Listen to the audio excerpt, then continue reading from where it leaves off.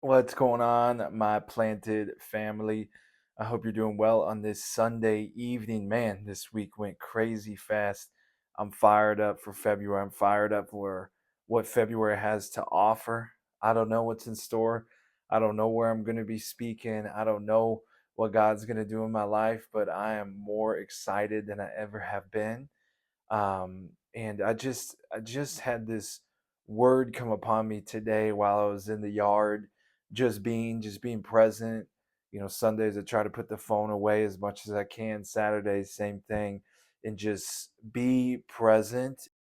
Oh, there we go. Just be as present as I possibly can, and just allow God what He needs to teach me through the environment that I'm in. Right? I think there's a lot that we can learn just being. I think there's a lot that we can learn just being not distracted. A lot of times we get distracted. Kaylee, my wife, said something so good today.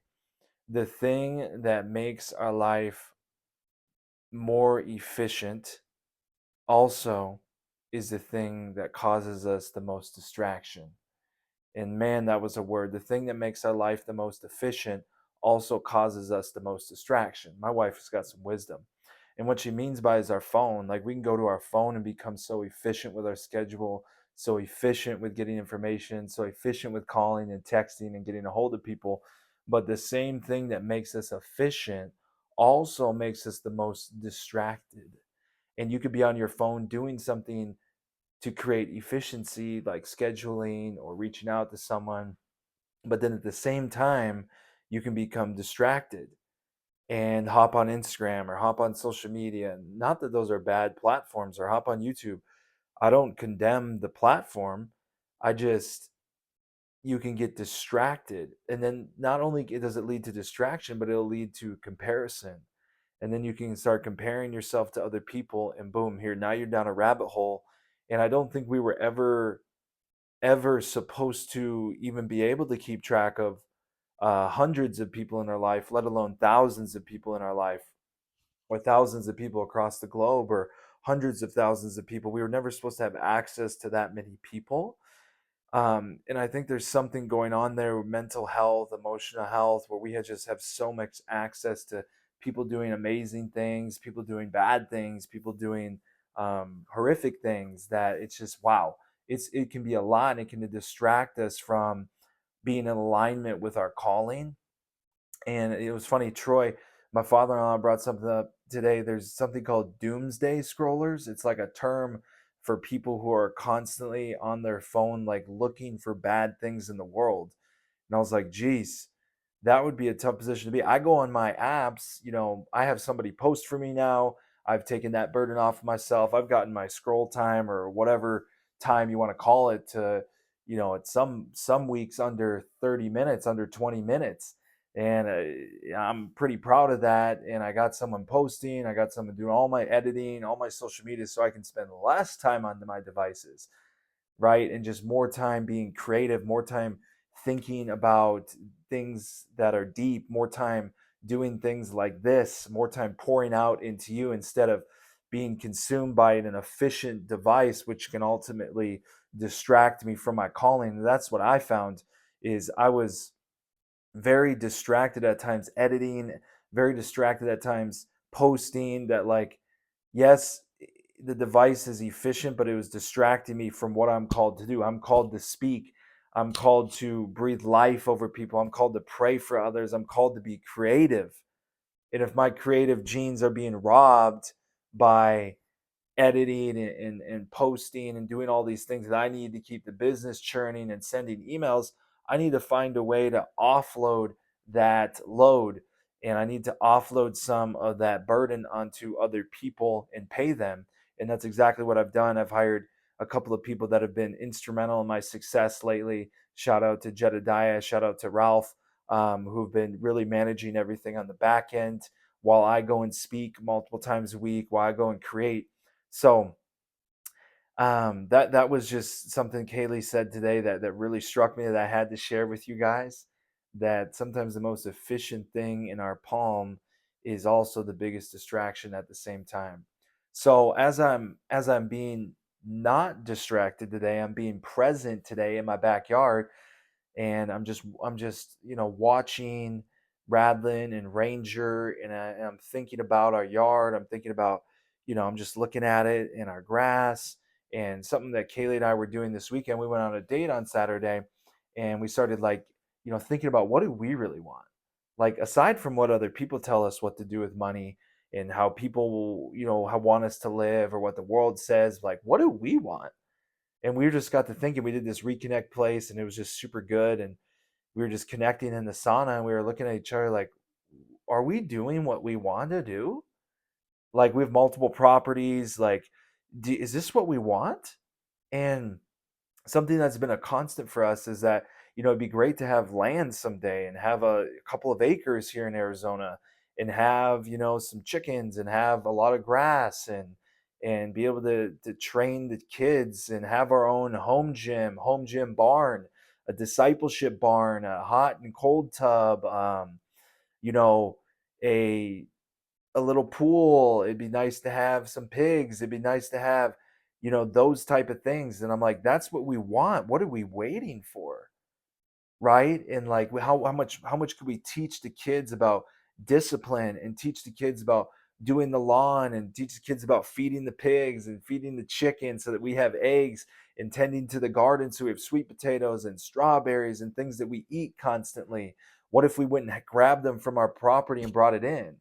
I'm not like a farmer at nature. I'm not like somebody who loves those things, but I can see the value in having them, so I can have a vessel to teach my kids daily about discipline, and teach them daily about hard work, and teach them daily about the things that they need in this world to be successful, right? Without having to teach them or sending them somewhere else to teach them. Why can't I teach them in my backyard? So I'm not as passionate about the growth of vegetables and plants like my wife is, or like having animals, as I am about, okay, what is having animals, what can it bring to us, and what things can I teach my kids from them? That's what we've been thinking about. And then one thing that happened to me today is, as Kaylee and I were conversing over this over the weekend, like, yeah, we should figure out a plan. Let's make it happen. Let's actually do it. Let's not talk about it. Let's do it. Like, let's do what we have to do to live the life that God is calling us to live. If it's in alignment with what He wants for us and what He desires for us, Matthew 6:33, like, seek first the kingdom of God and be righteous, and everything will be added unto you. Like, if we are seeking God and this is His desire for our life as well, if it's one of those plans and it's what He wants for us, then why not go and do it? Why not go and do it? But God put a word on me, like my yard has gotten a little bit messy recently. Like I got weeds growing in the front. I got, we had a storm. I got stuff all over my driveway from this tree that's like leaning over. My backyard has some weeds that have overgrown. I got some weeds going in my grass. Like out of a 10, like 10 it's immaculate, like 10 it's like when the landscapers were here and they finished the backyard, it's probably at like a 5. Like it's fine, like there's nothing wrong with it. But God started to show me today. He goes, you want a new property, and you want land to do all these things to train your children, and you think you're going to start doing the things that you say you want once you have the land. But are you acting? Are you doing the things you say that you want for your kids and how you want to train them? Are you doing them here before you have what you desire? So are you acting like you have? Are you acting in a way that aligns with the way you want to be in the future? And that was pretty heavy. Like God's basically saying to me, why do you think that once you have the property, you won't just hire a landscaper? Why do you think that once you have the animals and all of the things that you desire, that suddenly your habits are going to change?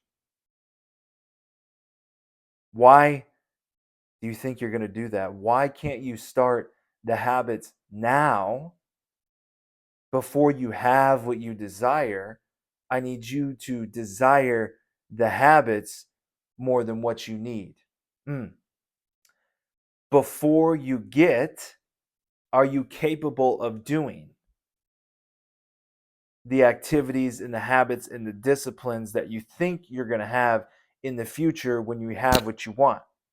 So, are you capable of doing the things that you need to be doing before you have what you desire?